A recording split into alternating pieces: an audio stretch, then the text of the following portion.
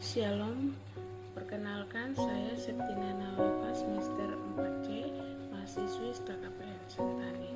Saya akan menafsirkan kitab Perjanjian Baru yang terdapat dalam kitab Kisah Para Rasul pasal 10 ayat 1 hingga ayatnya yang ke-48 dengan judul Petrus dan Kornelius.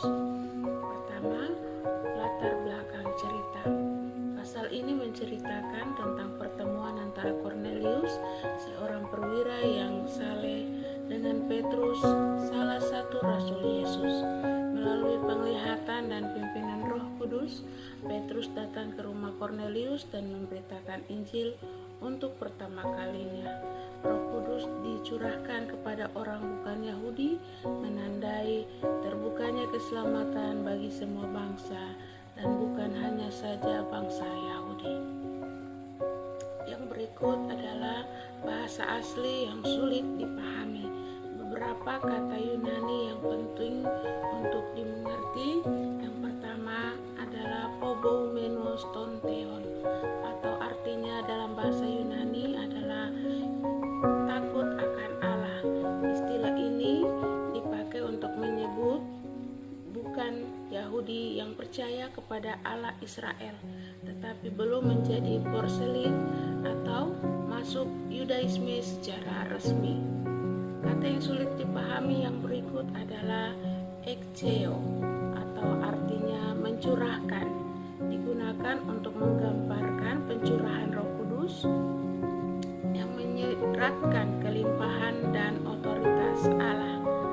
Dan yang berikut lagi adalah kata katarso, atau artinya menyucikan atau mentahirkan, penting dalam visi Petrus mengenai makanan yang haram.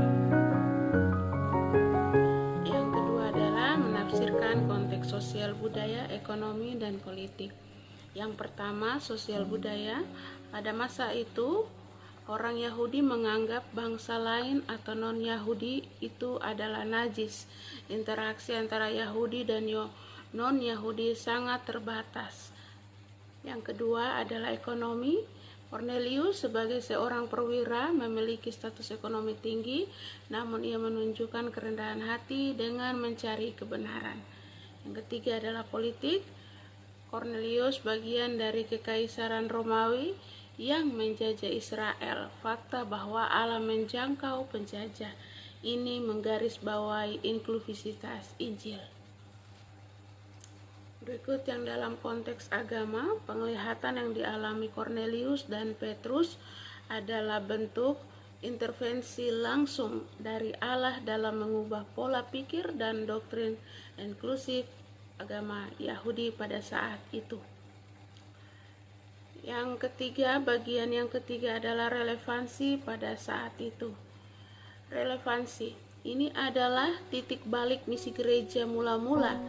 Injil kini diberitakan kepada bangsa-bangsa lain. Momen penting dalam pengakuan bahwa keselamatan Kristus tidak dibatasi oleh etnis atau hukum Taurat. Dan Petrus akhirnya berkata, "Aku mengerti bahwa Allah tidak membedakan orang," pada ayat yang ke-34. Relevansi bagi pribadi, Allah mencari orang yang rindu kepadanya seperti Kornelius, tidak peduli latar belakangnya. Kita dipanggil untuk membuka hati kepada siapapun, termasuk mereka yang berbeda secara sosial, agama, dan budaya.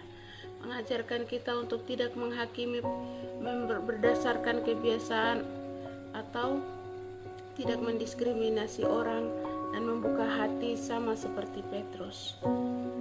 Relevansi bagi masa kini. Tantangan dunia saat ini masih serupa: rasisme, inklusisme, dan prasangka antar golongan. Kisah ini mengajak gereja untuk inklusif dan terbuka terhadap semua orang, termasuk yang dianggap di luar. Panggilan misi global Injil adalah untuk segala bangsa, dan gereja masa kini perlu merangkul keberagaman. Sekian presentasi saya, semoga Tuhan memberkati kita semua.